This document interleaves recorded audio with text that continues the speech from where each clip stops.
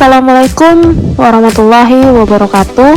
Perkenalkan, nama saya Lulu Zanzami, golongan 2, angkatan 8, instansi Mahkamah Agung. Pada kesempatan kali ini, saya akan memaparkan video mengenai manajemen ASN. Adapun video ini dibuat dalam rangka pemenuhan tugas Latsar CPNS Mahkamah Agung 2022 yang bekerja sama dengan Balai Diklat Keagamaan Makassar. Yuk kita simak sekilas videonya. Sekarang kita masuk kepada pengertian manajemen ASN ya teman-teman. Manajemen ASN adalah pengelolaan ASN untuk menghasilkan pegawai ASN yang profesional, memiliki nilai dasar, etika profesi, bebas dari intervensi politik, dan juga praktik KKN. Di sini diharapkan agar selalu tersedia sumber daya aparatur sipil negara yang unggul selaras dengan perkembangan zaman. ASN terbagi menjadi dua ya teman-teman. Yang pertama yaitu pegawai negeri sipil, dan yang kedua adalah pegawai pemerintah dengan perjanjian kerja. Adapun 3 kedudukan yang harus dimiliki oleh seorang ASN. Yang pertama yaitu sebagai pelaksana kebijakan publik, yang kedua yaitu sebagai pelayan publik, dan yang ketiga yaitu sebagai perekat dan pemersatu bangsa. Agar dapat melaksanakan tugas dan tanggung jawabnya dengan baik, maka setiap ASN diberikan hak. Setelah mendapatkan haknya, maka ASN juga berkewajiban sesuai dengan tugas dan tanggung jawabnya.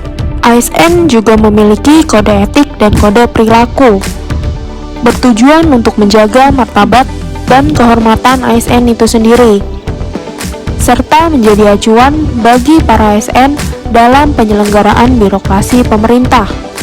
Sekarang kita membahas mengenai sistem merit ya teman-teman. Sistem merit di sini bukan berarti merit menikah ya teman-teman. Nah, itu salah. Sistem merit di sini yang akan kita bahas yaitu sistem merit dalam pengelolaan ASN. Sistem merit sendiri pada dasarnya adalah konsepsi dalam manajemen SDM yang menggambarkan diterapkannya objektivitas dalam keseluruhan semua proses dalam pengelolaan ASN, yakni pada pertimbangan kemampuan dan prestasi individu untuk melaksanakan pekerjaannya.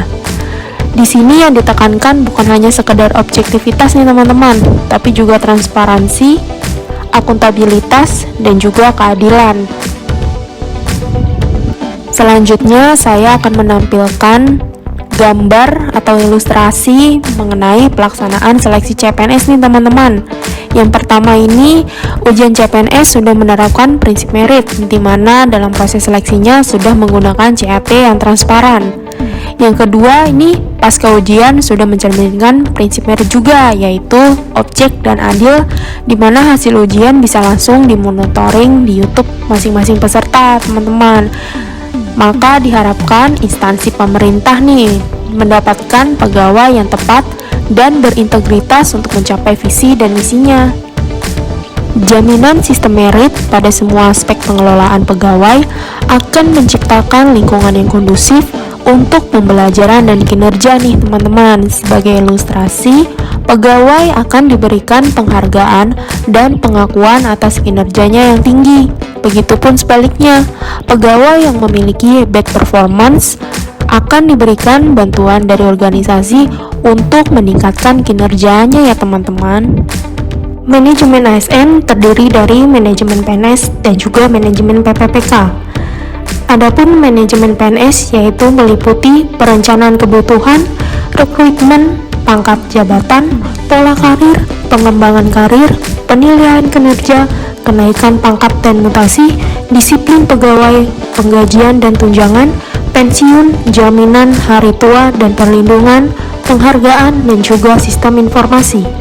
Sedangkan manajemen dalam PPPK yaitu meliputi penetapan kebutuhan, pengadaan, penilaian kinerja, penggajian dan tunjangan, pengembangan kompetensi, pemberian penghargaan, disiplin, pemutusan hubungan kerja, dan juga perlindungan.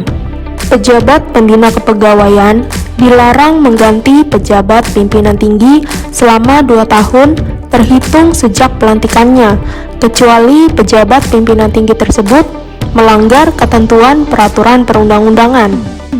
Penggantian sebelum 2 tahun dapat dilakukan nih teman-teman, apabila sudah mendapatkan persetujuan presiden ya.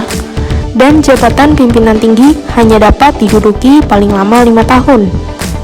Dalam manajemen ASN diperlukan sistem informasi ASN ya teman-teman, guna menjamin efisiensi, efektivitas, dan akurasi pengambilan keputusannya. Sistem informasi ASN diselenggarakan secara nasional dan terintegrasi antar instansi pemerintah. Pengelolanya sendiri yaitu BKN. Sekarang saya akan membahas mengenai sengketa pegawai ASN yang dapat diselesaikan secara administratif. Adapun upaya bentuknya yaitu keberatan, di mana diajukan secara tertulis kepada atasan pejabat yang berwenang menghukum dengan memuat alasan keberatan dan tembusannya disampaikan kepada pejabat yang berwenang menghukum. Dan yang kedua yaitu banding administratif, di mana diajukan kepada Badan Pertimbangan ASN.